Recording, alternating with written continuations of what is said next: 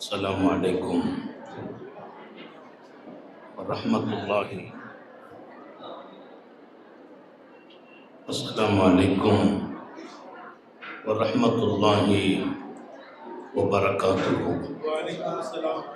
الحمد لله نحمده ونستعينه ونستغفره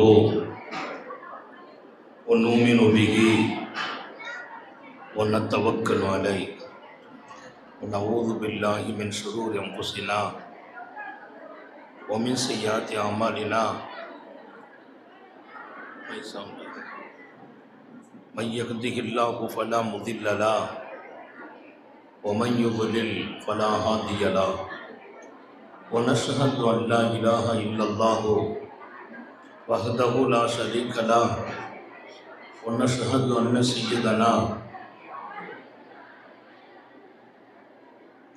ونبينا ومولانا محمدا தாய்மார்களின் சப்தங்கள் பேச்சாளரின் சப்தத்தை நெகிழ்கின்ற காரணத்தினால் மயிறு சரியில்லையோ என்ற சந்தேகம் எங்களுக்கு எழுப்புகிறது.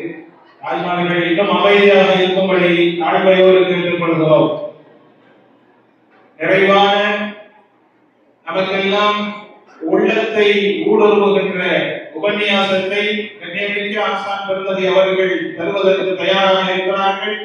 தாய்மார்கள் மிகவும் கவனம் கூர்ந்து அமைதி காத்து செவியேற்குமாறு பணிவோடு கேட்டுக்கொள்கிறோம். அஸ்ஸலாமு அலைக்கும்.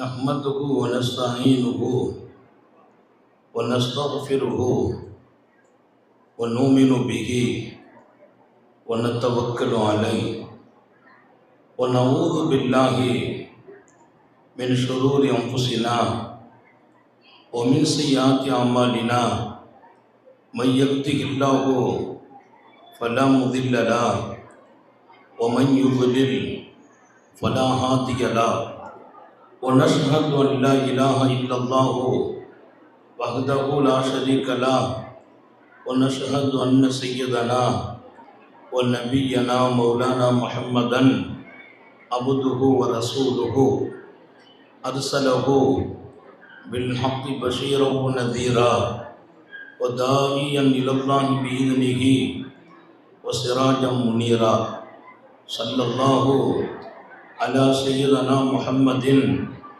وآله الأبرار وأصحابه الأخيار وأزواجه الطيبات الطاهرات. أوصيكم عباد الله وإياي أولا بتقوى الله. أما بعد فأعوذ بالله من الشيطان الرجيم. بسم الله الرحمن الرحيم. يحسبهم الجاهل أغنياء من التعفف تعرفهم بسيماهم لا يسألون الناس إلحافا. صدق الله مولانا العظيم. وقال نبي الله صلى الله عليه وسلم إذا سألت فاسأل الله وإذا استعنت فاستعن بالله. صدق نبي الله صلى الله عليه وسلم. எல்லாம் வல்ல அல்லாஹ்வின் அன்பும் மேலான கருணையும் நமக்கெல்லாம் வந்து சேரட்டுமாக. நமது உயிரினும் மேலான கண்மணி காத்தமுன் நபியின் முஹம்மது ரசூலுல்லாஹி ஸல்லல்லாஹு அலைஹி வஸல்லம் அவர்களின் அன்பையும் ஷஃபாஅத்தையும் பெறுவதற்கு அல்லாஹ் நம் எல்லோருக்கும் தௌஃபீக் செய்வானாக. வல்ல ரஹ்மான் நமக்கும் நம்முடைய பெற்றோர் மனைவி மக்கள் குடும்பத்தார் யாவருக்கும் உயிர் உள்ள வரையிலும் உடல் சுகத்தை நசீபாக்கி தருவானாக.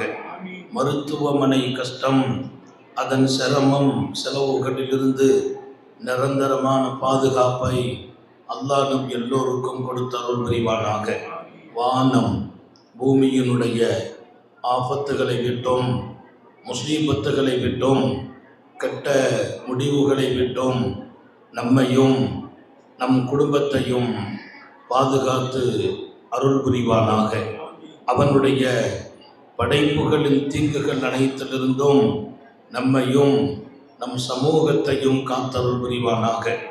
அல்லாஹ்வின் மகத்தான பேரருளால் இங்கே மிகச்சிறப்பான நூருல் ஹுதா நிஸ்வான் மதரசாவினுடைய பட்டமளிப்பு விழா எங்களுடைய மிகச்சிறப்பான ஆலிம்களின் வழிகாட்டியாக முன்னோடியாக நீண்ட நெடும் காலம் மார்க்கத்தினுடைய உயர்வான பணியில் தங்களை அர்ப்பணித்து கொண்ட அல்லாமா மஸ்தான் ஹதரத் தாமத் பரக்காத்துகும் அவர்களின் தலைமையில் அவர்களின் குடும்பத்து விரிந்து விசாலமான ஆலிம்களின் குடும்பம், ஆலிமாக்களின் குடும்பம், அந்த குடும்பத்தின் முன்னோர்கள் எல்லாம் இங்கே உரையாற்றி சிறப்பான இந்த நிகழ்வை தொகுத்து வழங்குகிற பாசம் நிறைந்த எப்போதும் தங்களது அடக்கத்தால் உயர்வை பெற்று கொண்டிருக்கிற எங்கள் ஜாமியா மிஸ்பாவுல் ஹுதா அரபிக் கல்லூரியின் துணை முதல்வர், என்னுடைய தனிப்பெரும் அன்பிற்கும் பாசத்திற்கும் சொந்தமான மௌலானா மொஹியுத்தீன் அப்துல் காதர் ஆலிம் பெருந்தகை உட்பட மேடையிலும் கீழும் இருக்கிற உலமாக்கள், அருமையான தாய்மார்கள், சமூகத்தின் நன்மக்கள், இந்த பகுதியில் நமது அரசியலினுடைய மூத்த பெருமகனார் அகில இந்திய அண்ணா திராவிட முன்னேற்ற கழகத்தினுடைய மாவட்ட செயலாளரும் மிகச்சிறந்த சமூகத்தினுடைய பள்ளிவாசலின் நிர்வாக பொறுப்பிலும் அமைந்திருக்கிற அருமையான சகோதரர், மார்க்கம் சார்ந்து அரசியல் சார்ந்து சமூகம் சார்ந்து எல்லோரும் இது போன்ற விழாக்களில் கலந்து கொள்வது விழாவுக்கல்ல பெருமை. அதை கொண்டு நாம் பெருமை பெறுகிறோம், நாம் மணக்கிறோம், ரப்பின் பாராட்டை பெறுகிறோம். இங்கே சிறப்பான இந்த பட்டமளிப்பு விழாவில் எங்கள் ஆலிமாக்களுக்கும் இங்கே வருகை புரிந்த அத்தனை பேர்களுக்குமாக சில செய்திகளை பதிவு செய்ய நாங்கள் கடமைப்பட்டு இருக்கிறோம். எங்கெல்லாம் எங்கள் பட்டமளிப்பு விழாக்கள் நடக்குமோ, அது எங்கள் ஜாமியாக்களாகட்டும் நிஸ்வான்களாகட்டும், நாங்கள் என்ன பாடம் இங்கே சமூகத்திற்கு கொடுத்து வார்த்தெடுக்கிறோம், நாளைய தலைமுறைகளை உருவாக்குகிற எங்கள் ஆலிமாக்களும் ஆலிம்களும் எப்படிப்பட்ட ஞானத்தை இங்கே பெற்று வெளியாகிறார்கள் என்பதை ஒரு சில பாடங்களை சமூகத்திற்கு நடத்தி அனுப்புகிறோம். 5 விஷயங்கள் ஒவ்வொருவர்களின் வாழ்க்கையிலும் எப்போதும் இருக்க வேண்டும். நான் ஜொலிப்பதற்கும் மேம்படுவதற்கும் அல்லாவின் ஆசி பெறுவதற்கும் அகிலத்தின் அருள்படை முஹம்மது ரசூலுல்லாஹி ஸல்லல்லாஹு அலைஹி வஸல்லம் அவர்களின் உண்மையான நேசனாக மாறுவதற்கும் உலகம் நம்மை திரும்பி பார்ப்பதற்கும் 5 அம்சங்களை ஷரியத்தின் ஞானிகள் சொல்லித் தருவார்கள். உங்கள் ஆழமான இதயத்தில் நான் எங்கள் நிஸ்வானின் பட்டமளிப்பு விழாவின் வழியை பதிவு செய்ய விரும்புகிறேன். இந்த வாழ்க்கையும் இதற்கு தரப்பட்ட அவகாசமும் உண்மையில் அல்லாஹு ரப்புல் ஆலமீன் நம்மை தேர்ந்தெடுத்து கொடுத்திருக்கிறான். சில பேர்களுக்கு சுருக்கமான ஆயுளை கொடுக்கிறான், சில பேருக்கு நியாயமான வயதை கொடுக்கிறான், சில பேருக்கு கொஞ்சம் நீண்ட ஆயுளையும் அல்லாஹ் கொடுக்கிறான். ஆனால் பெரிய பாக்கியம் என்ன தெரியுமா என்று கேட்கிறார்கள் நபிகள் நாயகம் ஸல்லல்லாஹு அலைஹி வஸல்லம். மனிதர்களுக்கு அல்லாஹ் வழங்குகிற பாக்கியங்களில் எல்லாம் மிகச்சிறந்த பாக்கியம் அஃதலு ஸஆதா, சர்க்காரை ஆலம் ஸல்லல்லாஹு அலைஹி வஸல்லம் சொல்வார்கள், மனிதனுக்கு அல்லாஹ் வழங்குகிற பாக்கியங்களில் எல்லாம் மிகச்சிறந்த பாக்கியம் தூலுல் உமர், நீண்ட ஆயுள் வாழ்வது என்றார்கள். அல்லாஹ் நம்ம எல்லோருக்கும் ஆயுளை நீளமாக்கி வைப்பானாக, நீண்ட ஆயுள். அதோடு ரப்பிடத்தில் நான் கேட்கிறேன், 1000 பிரார்த்தனைகள் உண்டு கேட்பதற்கு. எதை நான் கேட்காமல் இருக்க முடியும்? எதைத்தான் அவனிடத்தில் கேட்காமல் நான் வாழ முடியும்? எல்லாம் எனக்கு தேவை. ஆனால் நான் கேட்கிற பிரார்த்தனைகளிலெல்லாம் நானே ரொம்ப பிரியப்பட்டு கேட்கிற பிரார்த்தனை ஒன்று இருக்கிறது என்றார்கள் உத்தம நபிகள் ஸல்லல்லாஹு அலைஹி வஸல்லம். நான் கேட்கிற பிரார்த்தனைகள் எல்லாம் நான் பிரியமாக கேட்கிற பிரார்த்தனை. சர்க்காரை ஆலம் ஸல்லல்லாஹு அலைஹி வஸல்லம், அஹப்பு துஆ இலை, எனக்கு பிரியமான ஒரு துஆ, நான் பிரியப்பட்டு கேட்கிற துஆ, அஸ்அலுல்லாஹல் ஆஃபியா, ரப்பே இவ்வுலகிலும் நாளை மறுமையிலும் ஆஃபியத்தோடு வாழவை. ஆஃபியத்திற்கு பொருளில் ஆழம் இருக்கிறது. ஆஃபியத் என்றால் அழகான வாழ்க்கை, ஆரோக்கியமான வாழ்க்கை, தடங்களும் தடைகளும் இல்லாத வாழ்க்கை. எதிர்நோக்கி வருகிற இன்னல்கள் இல்லாத வாழ்க்கை. இது உலகிலும் தேவை, மறுமையிலும் தேவை. எனவேதான் மண்ணறையில போய் நின்று கேட்கிற துவா என்ன தெரியுமா? மண்ணறையில் போய் நான் போய் நின்னா கேட்கறதுக்கு ரசூல் கற்றுக் கொடுத்த துவா என்ன தெரியுமா? அஸ்ஸலாமு அலைக்கும் தார கௌமின் மூமினின், மூமின்கள்கிட்ட மண்ணறையில வாழ்றவங்கள்ட்ட போய் சலாம் சொல்லணுமா. சொல்லிட்டு அஸ்அலுல்லாஹு லனா வலக்குமுல் ஆஃபியா, எனக்கும் உங்களுக்கும் ஆஃபியத்தை கேட்கிறேன். யாருக்கு ஆஃபியத்? யாருக்கு ஆஃபியத்? மண்ணறையில் வாழ்பவர்களுக்கு ஆஃபியத். ஆஃபியத் என்றால் வெறும் ஆரோக்கியம் என்று மாத்திரம் பொருள் இல்லை. என் வாழ்க்கை கிடைத்த நாள் முதல் ஆரோக்கியம் வேண்டும், அழகு வேண்டும், நிம்மதி வேண்டும். இதில் எதிர்த்தாக்குதலில் நான் வீழ்ந்து விடாத நிலை வேணும். எதிர்த்தாக்குதலில் வீழ்ந்து விடாத நிலை, இதற்கு பேர் ஆஃபியா. பெருமானார் சொல்வார்கள், அல்லாஹ் இடத்தில் நான் கேட்கிற பிரார்த்தனைகளில் எல்லாம் எனக்கு ரொம்ப பிரியம் மௌத் வரைக்கும் ஆஃபியத்தோடு வாழ வேண்டும், ஆரோக்கியத்தோடு வாழ வேண்டும். அல்லாஹ் எல்லாருக்கும் தௌபீக் செய்வானாக. இந்த வாழ்க்கை அல்லாஹ் நம்மை தேர்ந்தெடுத்து கொடுத்தான். இதில் ஆரோக்கியமும் முக்கியம் என்று ரசூல் சொல்வார்கள். இதில் 5 அம்சங்களோடு வாழ வேண்டும். அந்த 5 அம்சங்களை சனது பெறுகிற எங்கள் ஆலிமாக்களுக்கும் ஹாபிதாக்களுக்கும் இங்கே வருகை புரிந்த தாய்மார்களுக்கும் உங்களுக்குமாக ஞாபகப்படுத்துவேன். முதல் விஷயம், என் பலகீனத்தை ரப்பிடத்தில் சொல்ல வேண்டும். என் பலகீனத்தை ரப்பிடத்தில் சொல்ல வேண்டும். நான் பலகீனமானவன், முடியாதவன், ஒண்ணுமே இல்லாதவன், தகுதி இல்லாதவன், ஆற்றல் இல்லை ரப்பே. அல்லாஹ்ட்ட போய் என் பலகீனத்தை பூரா சொல்லணும். அவனிடத்தில் கையேந்துகிற அந்த வாழ்க்கையில் என் பலகீனம் பூரா அவன்கிட்ட போய் பேசணும். நான் யாருன்னு அல்லாஹ்ட்ட சொல்லணும். நான் பலகீனமானவன். மாநபி ஸல்லல்லாஹு அலைஹி வஸல்லம் அல்லாஹ்ட்ட பேசுறான், அல்லாஹும்ம இன்னி லஈஃபுன், நான் பலகீனமானவன். ஃபகவ்வினி, என்னை நீதான் பலப்படுத்த வேண்டும். தலீலுன், நான் ரொம்ப குறைவானவன். ஒரு கட்டத்தில் அதுக்கு இழிவானவன். ரசூலுக்கு இழிவு எங்க இருக்குது? அல்லாஹ்ட்ட பேசுற வார்த்தை. ஃபஐஸனி, நீ என்னை கண்ணியமாக்குறப்பே. ஃபகீருன், நான் தேவை உடையவன்.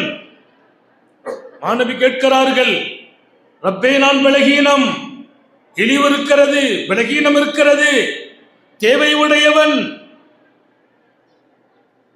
ஃபர்சுக்னி, எல்லா அருளையும் வழங்குவாயாக.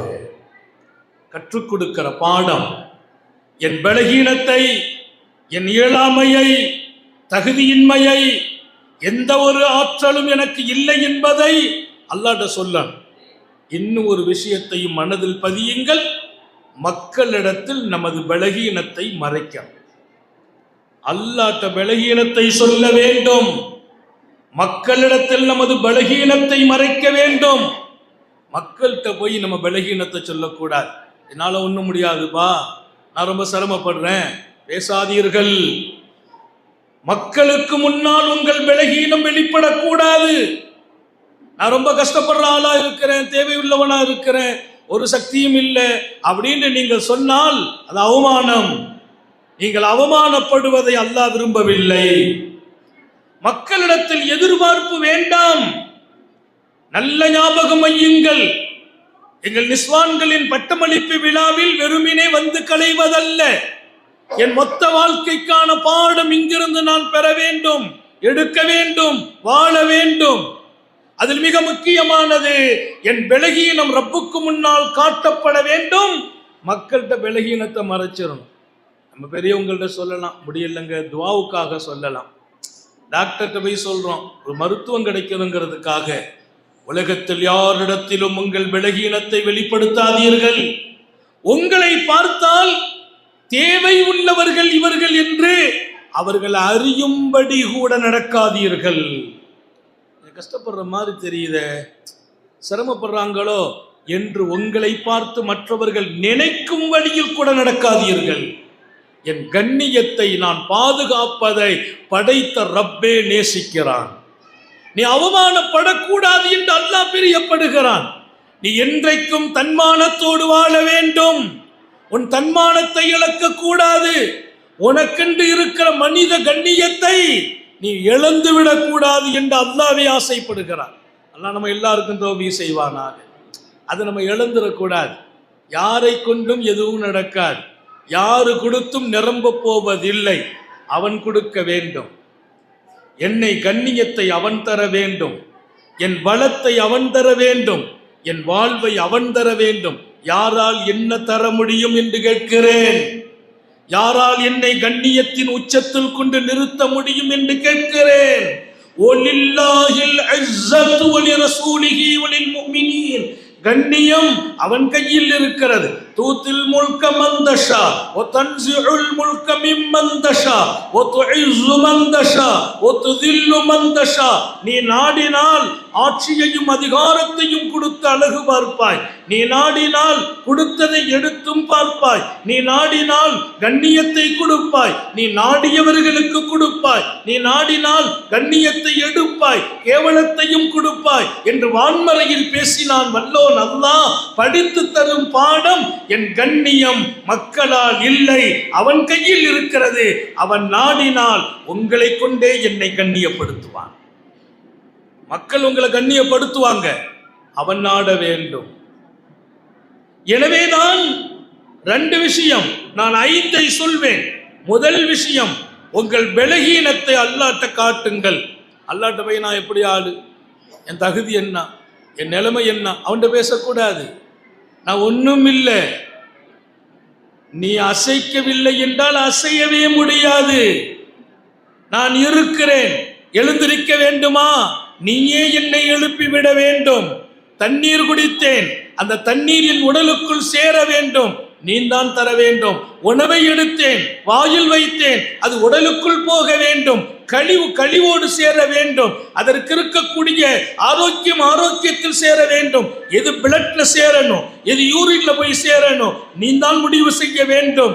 யூரினில் சேர்வது பிளட்டிலும், பிளட்டில் சேர்வது யூரினிலும் மாறிவிடுமையானால் நான் டோட்டல் வாழ்க்கையின் உயர்நிலையை இழந்து விடுவேன்.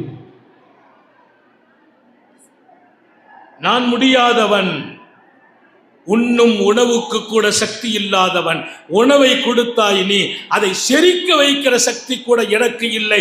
நீயே செரிமானமாக்கி தர வேண்டும். செரிமானமாக்கினாய், கழிவை வெளியாக்க வேண்டும். என்னால் முடியாது. நாம் போகலாம், யூரின் போக உட்காரலாம், பெட்ரூமுக்கு போய் உட்காரலாம், படுக்கையை இருக்கலாம். தூக்கத்தை நீ தான் தர வேண்டும். தூங்கி விடலாம், நீ தான் எழுப்ப வேண்டும். டோட்டல் லாஷை, நான் ஒன்றும் இல்லை. அல்லாஹ் இடத்தில் பேசுங்கள். அகிலத்தின் சர்க்கார் முஹம்மது ரசூலுல்லாஹ் சொல்லி கொடுத்த பாடம். இப்போ நீங்கள் தான் அந்த பாடத்தை எடுத்துக்கிடணும். சும்மா வாழ்றது அல்ல, படைத்தவனை மகிழ்ச்சிப்படுத்தி வாழ்வதுதான் வாழ்க்கை. அவன் சந்தோஷப்படும் வாழ்க்கை ஒன்று இருக்கிறது. அந்த வாழ்க்கையின் யதார்த்தமே உங்கள் பலகீனம் மொத்தமும் அவனிடத்தில் பேச வேண்டும். உங்களுடைய பலகீனத்தை மக்கள்கிட்ட மறைச்சிறான். மக்கள்கிட்ட எப்படி இருக்கணும்? உங்களை பார்த்து அவங்க பெரிய ஆளுன்னு நினைக்கணும். வஜ்அல்னி ஃபீ ஐனி ஸகீரா வ ஃபீ அயுனின் நாஸி கபீரா. என் பார்வையில் என்ன சின்ன ஆளா காட்டு, மக்கள் பார்வையில் என்ன பெரிய ஆளா காட்டுன்னு கேட்டாங்க ஸல்லல்லாஹு அலைஹி வஸல்லம். மக்கள் பார்வையில் நான் ஒரு பெரிய ஆளாக காட்சி அளிக்கணும். ஏன்? மக்களுக்கு முன்னால் நீங்கள் மதிக்கத்தக்க வாழ்க்கை வாழ வேண்டும். சஹாபாக்களை பற்றி அல்லாஹ் குர்ஆன்ல சொல்றான். யஹ்ஸபுஹுமுல் ஜாஹிலு அக்னியா, அவங்க ஏழைகள். லில் ஃபுகரா, ஆயத்தின் துவக்கம் ஏழைகள். சாப்பிட வழி இல்லை. ஒரு நாள் அல்ல, 2 நாள் சாப்பிடல, 3 நாள் சாப்பிடல. வெளியில வருவாங்க, உதடுல தண்ணியை தடவிக்கிடுவாங்க, எண்ணெயை தேய்ச்சிக்கிடுவாங்க. கொஞ்சம் சட்டை, கிழிஞ்ச சட்டை தான் இருக்கும், அழுக்கா இருக்கும். வீட்டுக்குள்ள போய் அதை மாற்ற வேற சட்டை இருக்காது. அந்த ஒரு சட்டையை கலட்டிட்டு சின்ன டவல் உடுத்துக்கிட்டு அதை துவைச்சி காய போட்டுட்டு வருவாங்க. அவர்களை யாராவது பார்த்தால் இவர்களெல்லாம் பணக்காரர்கள் என்று எண்ணுவார்களாம். எத்தனை அற்புதமான பாடத்தை அல்லாஹ் சொல்கிறான். இவர்களை பார்த்தால் பணக்காரர்கள் என்று எண்ணுவார்கள். ஏன்? அவர்களின் ஆடை எவ்வளவு அழகாக இருக்கும், அவர்களின் உடை எப்படி இருக்கும், வாழ்க்கை எப்படி இருக்கும். சாப்பிடல, பசியில இருக்கிறாங்க. பசியில இருக்கிறவங்க காட்ட மாட்டாங்க. யஹ்ஸபுஹுமுல் ஜாஹிலு அக்னியா மினத் தஅஃஃபுஃபி, தன்னை யாரிடத்திலும் தேவை உடையவர்கள் என்பதை வெளிக்காட்டாமல் அவர்கள் வாழ்ந்ததால் அவர்கள் எல்லாம் பணக்காரர்கள் என்று எண்ணும் அளவிற்கு ஆனஸ்டா நடப்பார்கள் சஹாபாக்கள். குர்ஆன் பேசுகிறது. அவங்க ஆனஸ்டா நடக்கிறதுக்கு ஒண்ணுமே இல்லை, ஆடை இல்லை, சாப்பாடு இல்லை, வாகனம் இல்லை. ஆனா வெளியில வந்தா இவங்கெல்லாம் பணக்காரர்கள் என்று சொல்ற அளவுக்கு அவங்க தன்னை மாத்திக்கிறாங்க. அதை அல்லாஹ் குறை சொல்லல, பாராட்டுகிறாங்க. லா யஸ்அலூன அன்னாஸ இல்ஹாஃபா, எந்த மக்களிடத்திலும் எதையும் கேட்க மாட்டார்கள். கொஞ்சம் கஷ்டப்படுற ஏதாச்சும் ஹெல்ப் பண்ணுங்களேன், கடன் கூட வாங்கினதில்லை பல சஹாபாக்கள். தன் கஷ்டத்தை சொல்வதில்லை, கேட்பதில்லை, யாரிடத்திலும் எதையும் கேட்க மாட்டார்கள். ஜரீர் இப்னு அப்துல்லாஹில் பிஜ்லியின் வரலாறை படித்தேன். வாகனத்தில் வர்றாங்க, பின்னால சஹாபாக்கள் கூட்டம் வருது. அவங்க கையில் இருந்த சாட்டை கீழே விழுந்துட்டு விழுந்தபோது வாகனத்தை நிறுத்திட்டு இறங்கி ஓடி வர்றாங்க. பின்னால் அடுத்தடுத்து தோழர்கள் வந்துக்கிட்டே இருக்கிறாங்க. அவங்க இறங்கி ஓடி வந்து கீழே விழுந்த சாட்டை எடுக்கிறாங்க. அப்படி எடுத்த போது பின்னாலே வந்த வாகனத்தில் உள்ள சஹாபி நின்று, என்ன நீங்கள் சொல்லியிருந்தால் நாங்கள் எடுத்துக்கொண்டு தருவோமே, உங்கள் பின்னால் தானே நாங்கள் வர்றோம், நீங்கள் உங்கள் வாகனத்திலிருந்து இறங்கி வந்து எடுத்துகிட்டு போகணுமா? ஜரீர் இப்னு அப்துல்லா சொன்ன பதில் என்ன தெரியுமா? பாயாத்து ரசூலுல்லாஹி ஸல்லல்லாஹு அலைஹி வஸல்லம், நபிகள் நாயகம் ஸல்லல்லாஹு அலைஹி வஸல்லத்தின் திருக்கரம் பற்றி பையத்து வாங்கினோம். பெருமானார் எங்களுக்கு பையத்து கொடுத்தாங்க, ஒப்பந்தம் செய்தாங்க. அந்த ஒப்பந்தத்தில் உத்தம நபி ஸல்லல்லாஹு அலைஹி வஸல்லம் எங்களிடத்தில் கேட்ட ஒப்பந்தம் என்ன தெரியுமா? எப்போ ஞாபகப்படுத்துறாங்க? தோழர்கள் எல்லாம் கேட்டபோது உத்தம நபி ஸல்லல்லாஹு அலைஹி வஸல்லத்தின் திருக்கரம் பற்றினோம். ஒப்பந்தத்தில் எம்பெருமான் எங்களிடத்தில் பெற்ற ஒப்பந்தத்தில் ஒன்று, அல்லாஹ் தஸ்அலன்னாஸ ஷைஆ, யார்ட்டையும் எதையும் கேட்கக்கூடாது. எங்க அல்லாஹ்வை பற்றி, அல்லாஹ்வின் தூதரை பற்றி, தொழுகையை பற்றி, திருட மாட்டோம், விபச்சாரம் செய்ய மாட்டோம், இதான் பையத்து, இதான் ஒப்பந்தம். அந்த ஒப்பந்தத்தை கொடுத்த எம்பெருமான் இன்னொரு ஒப்பந்தத்தை வாங்கி கொண்டார்கள். யாரிடத்திலும் எப்போதும் எதையும் கேட்க மாட்டோம். அந்த ஒப்பந்தம் செய்தவர்களில் நானும் இருக்கிறேன். எனவேதான் நான் இறங்கி வந்து எடுத்து செல்கிறேன். சாட்டை எடுத்து தாங்கன்னு கேட்கறது கூட அது பெருமானாரிடத்தில் கொடுத்த ஒப்பந்தத்துக்கு மாற்றமாகி விடுமோ என்ற பயம் இருக்கிறது. எப்படிப்பட்ட மனிதர்களை வார்த்தெடுத்தார்கள் வல்லல் நபி ஸல்லல்லாஹு அலைஹி வஸல்லம். எனவேதான் 5 விஷயங்கள் இங்கே உங்களுக்கான பாடம். அதில் முதல் அம்சம், உங்கள் பலகீனத்தை அல்லாஹ்விடத்தில் சொல்லுங்கள், உங்கள் பலகீனத்தை மக்களிடத்தில் மறைத்து விடுங்கள். நீ ஒரு நோயாளி என்பது கூட பல பேருக்கு தெரியக்கூடாது. நீ கஷ்டப்படுகிறாய் என்பது கூட பல பேர்கிட்ட காட்டக்கூடாது. உன்னை பார்த்தால் ரொம்ப விசேஷமான ஆள் என்று நினைக்கணும். என்ன, என் தனி மனித கௌரவத்தை நான் பாதுகாப்பதை அல்லாஹ்வும் ரசூலும் நேசிக்கிறார்கள். தன்மானத்தை இழக்கக்கூடாது என்பதில் கவனம் காட்டுவார்கள் அல்லாஹ்வும் ரசூலும். என்றைக்கும் நீ ஜொலிக்க வேண்டும் என்றால் உன்னை பற்றி மக்கள் பார்வை பெருசா இருக்க வேண்டும். அல்லாஹ் எல்லாருக்கும் தௌஃபீக் செய்வான். இதை பாடத்தில் எடுத்துக்கொள்ளுங்கள். அல்லாஹ் இடத்துல உங்க கஷ்டத்தை பேசுங்க, பலகீனத்தை பேசுங்க, தகுதி இல்லைன்னு சொல்லுங்க, முடியாம போயிட்டேன்னு சொல்லுங்க, பிள்ளைங்கள் எல்லாம் வச்சு என்னால் ஆள முடியலன்னு சொல்லுங்க. அல்லாட்ட மக்களிடத்தில் நான் என் கண்ணியத்தை தான் மக்கள் பார்க்கும் வகையில் நடக்க வேண்டும் என்பதற்கு யஹ்ஸபுஹுமுல் ஜாஹிலு அக்னியா, ஏழையாக பராரிகளாக சாப்பிட இல்லாமல் உடுத்த ஆடை இல்லாமல் இருந்த சஹாபிகள் கிழிந்த ஆடையை அழகாக்கி தைத்து அதை சிறப்பாக்கி வீட்டுக்குள்ளே கொஞ்சம் பாதி நிர்வாணத்தில் உட்கார்ந்து வெளியிலே வரும்போது அந்த ஆடையை துவைத்து போட்டு வந்தபோது அவர்களை பார்த்தவர்கள் பணக்காரர்களோ என்று எண்ணுவார்கள் என்று அல்லாஹ் பாராட்டுகிற அந்த வாழ்க்கை நீங்களும் நானும் பெற தௌஃபீக் செய்வானாக. கஷ்ட காலத்தில் இருக்கிறோம் என்பதை என் பக்கத்தில் இருப்பவங்க கூட புரிந்து கொள்ளக்கூடாது. நம்பர் 2, 2வது மிகப்பெரிய அம்சம், எந்த ஒரு சூழலிலும் தேவைகளை அல்லாஹ்வை தவிர யாரிடத்திலும் கேட்காதீர்கள். என் பலகீனத்தை மக்கள்கிட்ட காட்டக்கூடாது. என் தேவையை அல்லாஹ்வை தவிர யார்ட்டையும் கேட்கக்கூடாது. தேவை இல்லாதவங்க எல்லாம் உலகத்துல இல்லை. எல்லாருக்கும் தேவை இருக்குது. திடீர்னு பிள்ளைக்கு கல்யாணம் வரும், தேவை வரும். மருத்துவ செலவு வரும், தேவை வரும். திடீர்னு ஒரு சூழ்நிலை நான் தேவையாகிற கட்டம் வரும். தேவை என்பதை அல்லாஹ்ட்ட மட்டும் முன்னிறுத்துங்கள். அது கஷ்டமாச்சே. எப்படி? ரொம்ப இலகுவானது. வழியையும் சொல்லி முடிப்பேன். வெறுமென்ன சொல்லிட்டு போறது இல்லை. ஞாபகம் வையுங்கள், உங்கள் தேவை உங்கள் ரப்படத்தில் மட்டுமே ஆக்க வேண்டும். எது வேணுமென்றாலும் கேளுங்கள். கேட்பதற்கான அனுமதியை கொடுக்கிறான். கொடுத்ததோடு இல்லை, கொடுப்பேன் என்றும் வாக்களிக்கிறான். என்னிடத்தில் கேளுங்கள், நான் கொடுப்பேன். குர்ஆன் கொடுத்த வாக்கு. அவன் கேட்டு கொடுக்காமல் அனுப்புவதற்கு வெட்கப்படுகிறான் என்றார்கள் உத்தம நபிகள் ஸல்லல்லாஹு அலைஹி வஸல்லம். இதை விட நான் ரொம்ப வியந்து போன செய்தி, மக்கள்கிட்ட போய் நீங்க கேட்டீங்கன்னா ஒரு தடவை கேட்டா கொடுப்பாங்க, ரெண்டாவது தடவை கூட கொடுப்பாங்க, மூணாவது போய் கேட்டீங்கன்னா அவங்க கொஞ்சம் உங்களை கண்டு ஒதுங்கி விடுவார்கள்.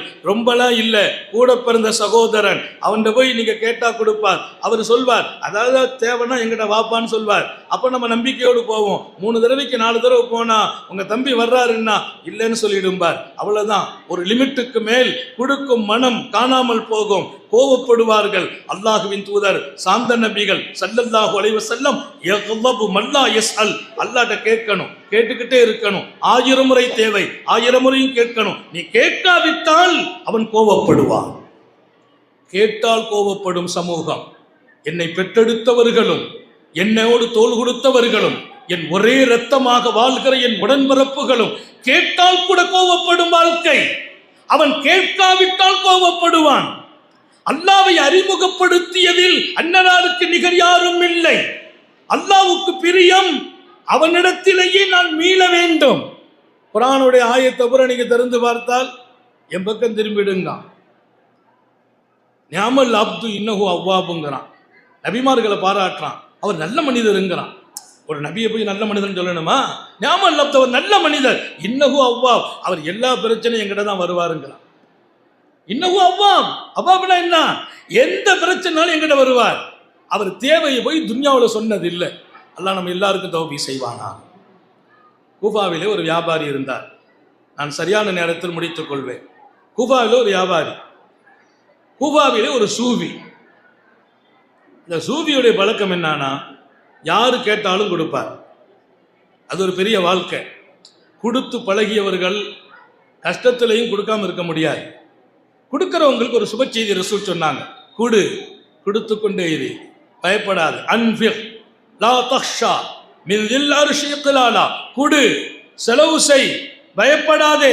அர்ஷுடையவன், அல்லாஹ்வை பத்தி எப்படி சொல்றாங்க? அர்ஷுடையவன்.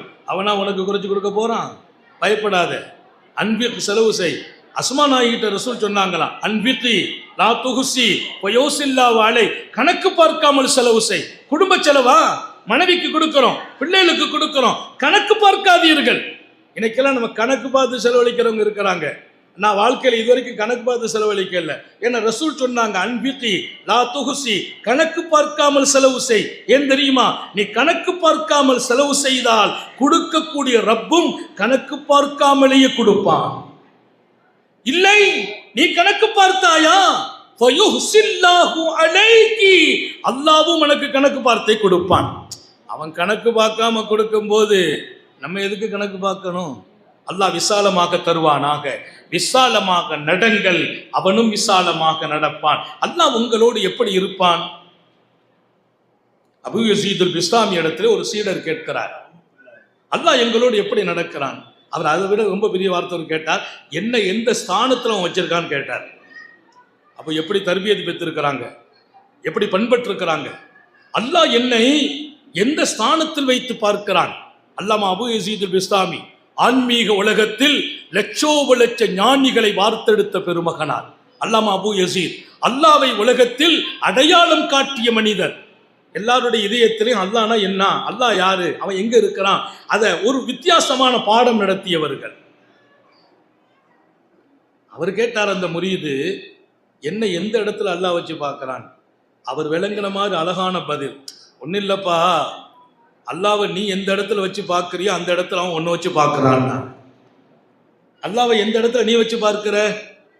உன் மனைவிக்கும் ஒரு பிரச்சனை, மனைவி ஒன்று கூப்பிடுறாங்க, இப்போ அல்லாஹ் ஒன்று இன்னொரு பக்கம் கூப்பிடுறான், அல்லாவுடைய காரியம் ஒன்று வருது, நீ எதுக்கு முக்கியத்துவம் கொடுக்க போற? உன் மனைவிக்கு முக்கியத்துவம் கொடுக்குறியா? அப்போ அல்லாஹ் கொஞ்சம் வெளியில் வச்சிருக்கேன்னு அர்த்தம். அல்லாஹ் உங்களை அப்படிதான் வச்சிருப்பான். எல்லாத்தையும் விட முதன்மைப்படுத்தி அல்லாவை வச்சிருக்கிறாயா, அல்லாஹ் உன்னை முதன்மைப்படுத்தி வைப்பான். அல்லாவை நீ எங்கே வைத்தாய்? உன் இதயத்தில். அவனுக்கு என்ன தகுதியை கொடுத்தாய்? எப்படி மதிக்கிறாய்? அவன் வார்த்தைக்கு எவ்வளவு முக்கியத்துவம்? அந்த முக்கியத்துவம் அல்லாவும் உனக்கு கொடுப்பான். அல்லாஹ் நமக்கும் தௌஃபீக் செய்வானா. ரொம்ப விளங்கிட்டோன்னு சொன்னா ஒவ்வொரு நிமிஷம் வாழ்க்கையும் ரசனையா இருக்கும், சுவையா இருக்கும். நான் அடிக்கடி சொல்றது, என் வாழ்க்கையை நான் ரசித்து வாழ வேண்டும். இன்னைக்கு அழுத்து போய் வாழுகிறோம். என்ன வாழ்க்கை இது? என்ன இதெல்லாம் ஒரு வாழ்க்கையா? அது அர்த்தமே இல்லைன்னு அர்த்தம். இன்னும் வாழலன்னு அர்த்தம், வாழ தெரியலன்னு அர்த்தம். என் வாழ்க்கையை நான் ரசிக்கணும். ஏன் தெரியுமா? உங்கள் வாழ்க்கையை அல்லாவே ரசிக்கிறான். நீ ஒரு ட்ரெஸ் போட்டு கண்ணாடிக்கு முன்னால் நில்லு, அல்லாஹ் ரசிப்பானா? என் அடியான் எவ்வளவு ஜோரா இருக்கு, நான் ஜோரா இருக்கிறேன், என் ஜோரா நான் இருப்பதை பார்த்து நான் ரசிக்கணும். அதனாலதான் காத்தமுன் நபியின் கண்ணாடி முன்னால் நின்றால் கொஞ்ச நேரம் நிற்பாங்க. ஐஷா நாய் சொல்றாங்க, கண்ணாடிக்கு முன்னால பின்னு தலை பிடிச்சுக்குவாங்க, இப்படி எடுப்பாங்களாம், தலைப்பா கட்டிட்டு ஒருக்க போய் பார்ப்பாங்களாம். யார்? முகமது ரசூலுல்லாஹ். கண்ணாடிக்கு அழகு, அன்னலார் போய் நின்றார். கண்ணாடியை பார்த்து அன்னலார் ரசிக்கிறார்கள் தன் அழகை. ஏன்? இத்தனை பெரிய அழகை கொடுத்தவனே. கன்ஃபார்ம் கண்ணாடி முன்னால் கேட்கிற துவா என்ன?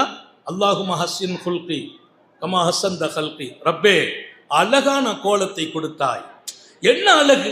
தாடி என்ன அழகு, முகம் என்ன அழகு, மீசை என்ன அழகு, மூக்கு என்ன அழகு. ஒவ்வொருத்தங்களும் சொல்லணும், என்னை அழகாக்கினாய், எவ்வளவு அழகை கொடுத்தாய் ரப்பே. கண்ணாடிக்கு முன்னால நான் போய் நிற்கிறது சுன்னத்து, இந்த துஆவை கேட்கிறது இன்னொரு சுன்னத்து. என்னை அழகாக்கினாய், அழகாக்கினாய், அழகாக்கினாய். நான் ரசித்துக் கொண்டே கண்ணாடிக்கு முன்னால நிற்கணும். எனக்கு ஒண்ணுதான் தேவை, என் கோலத்தை இவ்வளவு அழகாக்கி விட்ட நீ என் குணத்தையும் அழகாக்குவாயாக. இப்போ நான் அசிங்கமா இருக்கிறது குணத்தால தான். கோபத்தில் இருக்கிறோம், உணர்ச்சி வசப்படுறோம், டென்ஷன் ஆகிறோம், கொஞ்சாரி மேலே பாஞ்சு பாஞ்சு விழுறோம், 4 பேரை மதிக்கிறது இல்லை. எல்லா கேவலமும் உள்ளத்துக்குள்ள கிடக்குது. ஆனால் கோலம் இவ்வளவு அழகா இருக்குது. கோலம் அழகுங்கிறத கன்ஃபார்ம் பண்ணணுங்கிறாங்க ஸல்லல்லாஹு அலைஹி வஸல்லம். அல்லாஹ்ட்ட உறுதிப்படுத்துங்கிறாங்க. எனக்கு உங்ககிட்ட கேட்கிற ஒரு துவா என்ன? என் குணம்தான் அழகாக. அல்லாஹும்ம ஹஸ்ஸின் குல்கி ஹஸ்ஸின் குல்கி கமா ஹஸ்ஸன்த கல்கி. கோலத்தை அழகாக்கி விட்டாய்.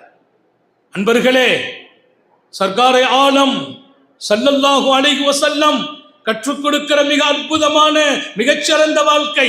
உங்களுடைய தேவைகளை அல்லாஹ் இடத்தில் மாத்திரம் கேளுங்கள். கேட்டால் அவன் விரும்புறான், கேட்கிறத ஆசைப்படுறான், கேட்டால் கொடுப்பதை உறுதி செய்கிறான், கேட்கலன்னா கோவப்படுறான். கூஃபாவில் ஒரு ஞானி இருந்தார், சூஃபி. ஒரு வியாபாரியும் இருக்கிறார். அந்த சூஃபிட்ட ஒரு பழக்கம் என்னன்னா, யார் வந்து கேட்டாலும் கொடுத்துருவார். இவர்கிட்ட இல்லை, கடன் வாங்கி கொடுப்பார். பெரிய விஷயம் அது.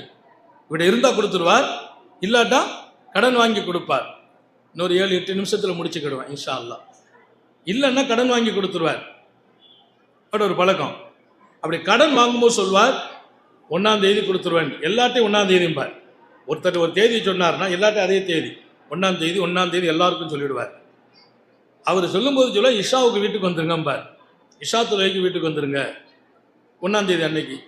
அதே மாதிரி எல்லாத்தையும் கொடுத்து கடன் வாங்குறாரு. நிறைய பேர்கிட்ட வாங்கி நிறைய பேர் கொடுத்துட்றாரு. சேர்த்தெல்லாம் வைக்கிறது இல்லை. 1ஆம் தேதி இஷாவில் எல்லாரும் வீட்டுக்கு வந்துட்டாங்க. வந்து பார்த்தா அவ்வளோ பேர் வந்து உட்காந்துருக்குறாங்க. பார்க்குறா, வீட்டில் ஒன்றும் இல்லை, கொடுக்கறதுக்கு ஒன்றும் இல்லை. ஆனால் எல்லாத்தையும் வாக்கு கொடுத்த மாதிரி உட்காருங்கன்னார். எல்லோரும் உட்காருங்க, நான் இப்போ வர்றேன்னு. அவங்க நினச்சாங்க இங்கே போயிட்டு எடுத்துகிட்டு வர போகிறாங்க.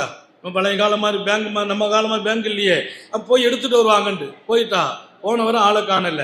நேராக கூஃபா நகரத்துடைய கடைசியில் ராத்திரி தானே எல்லாத்தையும் வர சொல்லியிருக்கார். பள்ளிவாசல்ல போய் உட்கார்ந்தார். 2 ரக்காத் தொழுதார். தொழுட்டு அல்லாஹ்ட்ட கேட்குறார், ரப்பே எல்லாருக்கும் வர சொல்லியிருக்கேன், வந்துட்டாங்க, கொடுக்கணும்.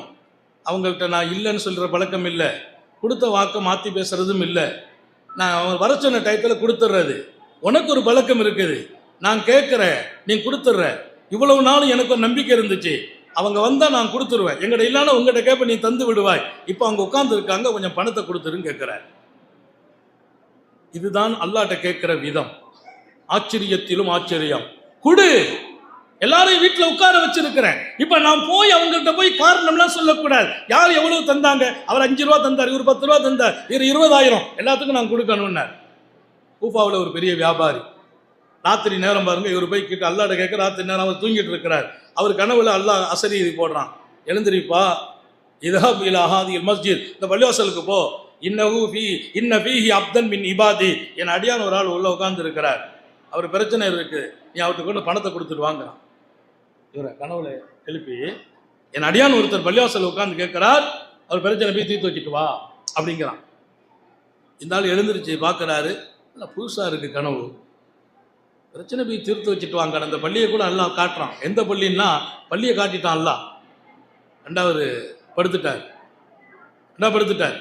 ரெண்டாவது அசரி வருது, எழுந்திரி, இன்ன ஃபீஹி அப்தன் மின் இபாதி, என் அடியான் இருக்கிறான், தேவையோடு இருக்கிறான், போய் கொடுத்துட்டு வா பணத்தை. ரெண்டாவது எழுந்திருச்சு பார்த்தார், அவருக்கு ஒன்றும் ஓடல, படுத்துட்டார். கசரீதி போ என் அடியான் ஒரு ஆள் இருக்கான், அவங்க கொஞ்சம் பணம் வச்சிருக்கான், போய் வாங்கிட்டு வானா அப்படியே ஓடி இருப்பார். அவங்க உனக்கு பணம் வச்சிருக்கான், வாங்கிட்டு வானா போயிருப்பார். அவனுக்கு போய் பணத்தை குடும்பல வருது, 2 தடவை படுத்துட்டார். 3வது கேட்ட உடனே எழுந்திருச்சார், மடமன் போனாரு, ஒவ்வொரு செய்தார், ஒரு பை நிறைய பணத்தை அள்ளினார். ஏன்னா இப்படி ஒரு கனவு வாழ்க்கையில் ஆச்சரியமா இருக்குது. நேரம் அந்த பள்ளிவாசல் உள்ள வந்தார். பள்ளி உள்ள கதவு திறந்தா இருட்டு. இவர் கண்ணீர் வடிச்சு சுஜூதில் இருக்கிறார். நேரம் வந்தார், கிட்ட வந்தார், எழுந்திரிப்பா, வந்துட்டேன் அப்படின்னார். எழுந்திரி, வந்துட்டேன். பாருங்க அந்த நிதர்சனம் எப்படி நடக்குதுன்னு. அவர் உடனே துவாலாம் முடிச்சுட்டு, அவசரம் இல்லை, அவர் நிதானமா துவா முடிச்சுட்டு எழுந்திருச்சு உட்கார்ந்தார். இந்தப்பா உன் தேவையை பூர்த்தி செய்யறதுக்கு உத்தரவு வந்துச்சு இப்படின்னு இந்த பைய வாங்கிட்டார். பணப்பைய. அவர் சொன்னாராம், இதான ஃபதத், இந்த பணம் காலியா போனால் ஃபர்ஜி இலை, எங்கிட்ட வந்திருப்பா, இனி இங்க வந்துலாம் உட்காந்து அழுதுட்டு இருக்காத, பணம் காலியா போயிட்டா எங்க வீடு அட்ரஸ் கொடுக்க, அங்க வந்துரு. அவர் சொன்னாராம், மன்னிச்சுக்கங்க, அந்த சூஃபி சொன்னார், மன்னிச்சுக்கங்க, அர்ஜிஉ இலாமன் அர்சலக இலையா, அர்ஜிஉ இலாமன் அர்சலக இலையா, உங்கள்கிட்ட வரமாட்டேன். இந்த பணம் தீந்து போனால் உங்களை அங்க அனுப்பி வச்சான் பாருங்க, அவன்கிட்ட போவேன். அவன் நினைத்தால் உங்களை அனுப்புவான், இல்ல இன்னொருத்தன் அனுப்பி வைப்பான். நான் போறது உங்கள் வீட்டுக்கல்ல, அவன் வீட்டுக்கு.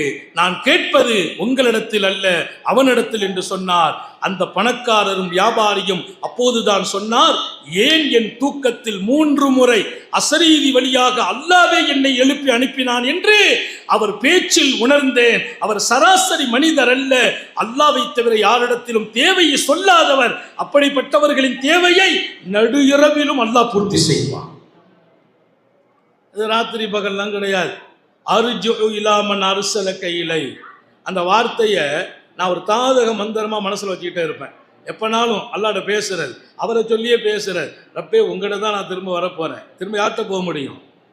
மீண்டும் மீண்டும் நீ என்னை சோதித்தால் மீண்டும் மீண்டும் வருகிற இடம் உன் பக்கம். பெருமானார் ராத்திரி போய் படுக்கையில் உட்கார்ந்து ஒரு துவா கேட்பாங்களாம், அல்லாஹும்ம லா மல்ஜா வலா மன்ஜா மின்க இல்லா இலை. ரப்பே, உன்னை விட்டு நான் எங்கேயாச்சும் ஓடி போனா, உன் மேல கோவப்பட்டுட்டு எங்கேயாவது நான் வெட்டிட்டு ஓடி போயிட்டா மீண்டும் நான் திரும்பி வர்றது உங்ககிட்ட தான் வரணும். ஒரு மனைவி கணவன் மேல கோவப்பட்டா அம்மா வீட்டுக்கு போவாங்க, அம்மா மேல கோவப்பட்டா கணவன் வீட்டுக்கு வருவாங்க. உன் மேல கோவப்பட்டா நான் உன்னை விட்டு ஓடுனா மீண்டும் நான் திரும்பி வர்ற இடத்துல நீ தான் இருப்பாய். பெருமானார் ஓதுறாங்க ராத்திரி. நான் நிறைவுபடுத்துகிறேன். சர்க்காரை ஆலம் ஸல்லல்லாஹு அலைஹி வஸல்லம் வார்த்தெடுத்த இந்த சமூகத்தின் கண்ணியத்தை ஆழமாக மனதில் வைத்திருக்கிறார்கள். இங்கே சொல்வார்கள், உன் பிரச்சனையும் தேவையும் வரும்போது அல்லாஹ்ட்ட மட்டும் கேள், உலகத்தில் யார்ட்டையும் கேட்காதீர்கள். உடன் பிறந்தவர்களிடத்தில் கூட தேவைகளை கேட்காதீர்கள். நீங்கள் பெற்றெடுத்த பிள்ளைகள் உங்களுக்கு கொடுப்பது கடமை, அவர்களிடத்திலும் அதிகமாக உங்கள் தேவைகளை சொல்லாதீர்கள். தேவை வரும்போதெல்லாம் இதா சால்த ஃபஸ்அலில்லா வ இதா ஸ்தஅந்த ஃபஸ்தஇன் பில்லா, கேட்கிறதா இருந்தா அல்லாஹ்ட்ட கேளு, உதவி தேன்னா அல்லாஹ்ட்ட கேளு என்று அப்துல்லாஹ் இப்னு அப்பாஸ் ரலியல்லாஹு அன்ஹுக்கு நபி அவங்க சொன்னாங்க. எனவே வாழ்க்கை என்பது ஒரு பெரிய பாட புத்தகம், நிறைய படிக்கணும். இந்த வாழ்க்கையின் அழகும் அங்கீகாரமும் என் கண்ணியமும் மிகச்சிறந்த எதிர்காலமும் எங்கே இருக்கிறது? இந்த 5 அம்சங்களில் 2ஐத்தான் இங்கே சொல்ல முடிந்தது. இந்த 2ஐ இன்னைக்கு பாடமா எடுத்துக்கிடுவோம். வாழ்க்கையில நம்ம பலகீனத்தை அல்லாஹ்ட்ட சொல்லணும், நம்ம பலகீனத்தை மக்கள்கிட்ட மறைக்கணும், எல்லாத்தையும் மறைக்கணும். நமக்கு இருக்கிற நோயை, நமக்கு இருக்கிற வறுமையை, நமக்கு இருக்கிற கஷ்டத்தை, நமக்கு இருக்கிற எல்லா வகையான சோர்வுகளை மக்கள்கிட்ட மறைத்து விடுங்கள், அல்லாஹ்ட்ட வெளிப்படுத்துங்கள். உங்கள் தேவைகளை அல்லாஹ்ட்ட கேளுங்கள், மக்களிடத்தில் கேட்காதீர்கள். அந்த வாழ்க்கை தான் விசேஷமான வாழ்க்கை, அல்லாஹ்வும் ரசூலும் நேசிக்கிற வாழ்க்கை. அப்படி ஒரு அருமையான வாழ்க்கையை நீங்களும் நானும் சமூகமும் இங்கே பாடம் பெறுகிற பட்டம் பெறுகிற ஆலிமாக்களும் வாழ்வதற்கு அல்லாஹ் தௌஃபீக் செய்வானாக. இதுதான் மதரசாக்களின் உலகம் படித்துக் கொடுக்கிற பாடம். ஆன்மீக சூஃபிகளும் ஞானிகளும் ஷேகுமார்களும் படித்துக் கொடுக்கிற பாடம், மனதை பண்படுத்துகிற பாடம் இது. இந்த பாடத்தை எடுப்பதற்கும் நடப்பதற்கும் கருணை உள்ளவன் எல்லா வகையிலும் உதவி செய்வானாக. சோதனைகளில் இருந்து பாதுகாப்பானாக, நெருக்கடிகளில் இருந்து பாதுகாப்பானாக, கெட்ட முடிவுகளில் இருந்து பாதுகாப்பானாக. விடும் மூச்சும் எழும் பேச்சும் அவன் சிந்தனையாக்கி வைப்பானாக. ஓடும் இரத்தம் அவன் இஷ்கும் அன்பும் கலந்து ஓடச் செய்வானாக. நாம் பெற்ற பிள்ளைகளை கண்குளிர்ச்சியாக்கி வைப்பானாக. நம்முடைய பிள்ளைகளின் கல்வியில், ஈமானில், அமலில், ரிஸ்கில் அல்லாஹ் பரக்கத் செய்வானாக. நம்முடைய பிள்ளைகளுக்கு உரிய காலத்தில் பொருத்தமான ஜோடிகளோடு திருமணங்களை நசீபாக்குவானாக. திருமண வாழ்க்கையில் கணவன் மனைவிக்கிடையே சலசலப்புகள் இல்லாமல், சண்டைகள் இல்லாமல் சந்தோஷங்களை வாழ்க்கையாக மலரச் செய்வானாக. மனைவியை கணவன், கணவனை மனைவி விட்டு கொடுப்பதோடு ஒகுந்து இன்னொரு பக்கம் தன்னை விட தன் சகோதரராக, உதாரணமா மனைவி கணவனை தேர்ந்தெடுக்கணும், கணவன் மனைவியை தேர்ந்தெடுக்கணும். அப்படி ஒரு வாழ்க்கை சொர்க்கத்திலும் தொடரச் செய்வானாக. குழந்தை இல்லாதவர்களுக்கு குழந்தை பாக்கியங்களை வழங்குவானாக. கர்ப்பமாக இருக்கிற எங்கள் பிள்ளைகளுக்கு சுகமாக பிள்ளைகளை பெற்றெடுக்க செய்வானாக. மாணவியின் வழியில் தாயும் பிள்ளையும் ஹயாத்தோடு வாழச் செய்வானாக. நீண்ட நெடிய நாட்கள் நோய் நொடிகள் இல்லாமல் உடல் ஆரோக்கியத்தோடு மன நிறைவோடு இன்பத்தோடு அல்லாஹுவை நின்று வணங்கி வழிபட்டு வாழும் நசீபையும் பாக்கியத்தையும் எல்லாம் வல்ல அல்லாஹ் உங்களுக்கும் எனக்கும், நம்மை ஈன்றெடுத்த தாய் தந்தையர்களுக்கும், நமது மனைவி மக்கள் உற்றார் உறவினர் யாவருக்கும் கொடுத்தருள் புரிவானாக. கியாமத் வரையிலும் அல்லாஹ் இந்த நூருல் ஹுதா மதரசாவை வளர்ச்சியாக்கி வைப்பானாக. இங்கிருந்து இன்னும் நிறைய ஆலிமாக்கள், ஹாஃபிலாக்கள் உருவாக செய்வானாக. இந்த மதரசாவுக்கு பாடுபடுகிற சீதேவிகள், இதனுடைய உஸ்தாதுகளாக இருக்கக்கூடிய பெண் மக்கள், அவர்களின் கணவன்மார்கள், அவர்களின் மூத்த ஆலிம் ஹதரத்து பெருந்தகை உட்பட இந்த மதரசா பொலிவோடும் பிரகாசத்தோடும் பன்னூற்றுக்கணக்கான ஆலிமாக்களை, ஆபிலாக்களை இந்த உலகத்தில் நேர்வழி காட்டும் இடத்தில் அவர்களை ஆக்கி வைப்பானாக. ஹயாத் வரைக்கும் படுக்கையில் விழுந்து விடாமல் பாதுகாப்பானாக. யாருக்கும் சுமையாகி விடாமல் பாதுகாப்பானாக. நாம இருக்கணும்னு ஆசைப்பட்டவங்களே நம்மை வெறுக்கும் வாழ்க்கைக்கு போகிவிடாமல் பாதுகாப்பானாக. ஆஸ்பத்திரி வாழ்க்கையில் இருந்து, அதன் செலவு சிரமங்களிலிருந்து நம்மையும் நமது குடும்பத்தையும் அடுத்த தலைமுறைகளையும் பாதுகாப்பானாக. நாடு உள்ள வரையிலும், நாட்டில் நாம் வாழும் வரையிலும் அல்லாஹ் நமக்கும் நம்முடைய சமூகத்திற்கும் நாட்டு மக்களுக்கும் இனிமையான சுபிட்சமான சஞ்சலங்கள் இல்லாத வாழ்க்கையை எப்போதும் சுதந்திரத்தோடு வாழ தௌஃபீக் செய்வானாக. நமது உயிரினும் மேலான கண்மணி காத்தமுன் நபியில் சர்க்காரே ஆலம் சுந்தர நபிகள் ஸல்லல்லாஹு அலைஹி வஸல்லம் அவர்களை கனவிலும் நனவிலும் கண்டுகளிக்கும் பெரும் பாக்கியத்தை அல்லாஹ் நம் எல்லோருக்கும் கொடுத்தருள் புரிவானாக என்ற நல்ல துஆக்களோடு உங்கள் எல்லோருடைய துஆவை ஆதரவைத்து, குறிப்பாக உலமா பெருமக்களின் உயிரோட்டமான துஆவை ஆதரவைத்து என் வார்த்தைகளை நிறைவுபடுத்துகிறேன். வாஃபிரு தஅவானா அனில் ஹம்துலில்லாஹி ரப்பில் ஆலமீன். அஸ்ஸலாமு அலைக்கும் வரஹ்மத்துல்லாஹி வபரகாத்துஹு.